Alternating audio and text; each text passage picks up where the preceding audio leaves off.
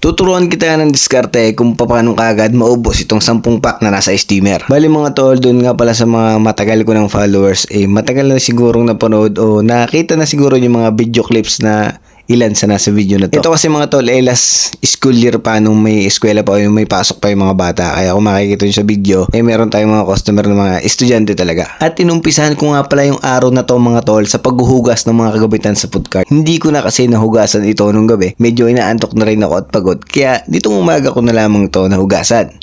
Bali yan mga tol, binuksan ko na yung gate namin at lumabas na nga pala yung kaunahang food cart na magtitinda ngayong araw. At pagkatapos nun tol, ito naman isinalang ko naman yung kinamada kong siomay kanina sa loob na 10 pack. Ayan tol, nilagyan rin nga pala natin ng malinis sa basahan dito sa ibabaw ng steamer para hindi sumingaw kapag kumukulo na yung tubig sa ilalim. At habang ni-steam or niluluto natin tong siomay, ayusin naman natin yung mga condiments natin para sa pagtitinda. Toyo, chili garlic, fried garlic, okay na. Nang makatapos tayo sa paghahanda at pagluluto ay magbibihis naman tayo. So mga tol, Masid version 20 nga pala yung suot ko. Ito mga tol, handa na tayong sumabak. Inaatras na natin itong si Rose. Ito nga pala yung gamit nating food cart sa pagtitinda. Ito yung kauna-unang food cart na natika namin. Bali, on the way na nga pala ako sa pupuntahan ko o dun sa pistuhan natin mga tol.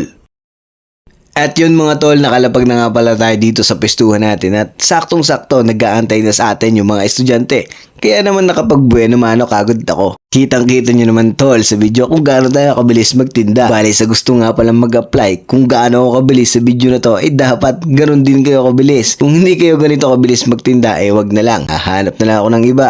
Biro lang mga tol, hindi naman kailangan sobrang bilis ng pagtitinda mo. Nakapass forward din kasi itong video na to. Basta tol, makapag-interact ka lang ng maayos sa customer mo, tsak na mabilis kagad mauubos yung paninda mo. At panatiliin mo ring malinis dapat yung food cart mo. At dito mga tol, konti na lang yung tira doon sa 10 packs na sinalang natin kanina. Kaya nagdagdag tayo ng 2 pack pa. Kasi yung second batch ng recess ng mga bata o ng mga estudyante malapit na rin. Ganun lang tol, diskartehan mo lang ng maayos at ng tama yung pwestuhan mo. Tsak na makakabenta ka talaga at kikita ka ng maayos dito sa ganitong negosyo. Tamang pakikipag-interact lang talaga sa customer at tamang pag-aalaga lang din sa mga suki. At syempre, panatilihing malinis palagi ang food cart para balik-balikan ka ng mga ito. Bali mga tol, ito na nga pala yung second batch na recess ng mga bata. At yung susunod na nilang kainan ay mismong tanghalian na o lunch break. Hindi ko na yata na isama sa video na to. Pero mga tol, ang total na naubos ko dito ay nasa 15 packs. At yung kabuuan ng oras ng pagtitinda natin mga tol bali 2 oras. 30 minutes nung first batch ng recess, 30 minutes ng second batch, at 1 oras nung lunch break naman mga tol. So paano ba yung mga tol? Dito ko na muna tatapusin tong video na to. Sana may natutunan kayo sa akin.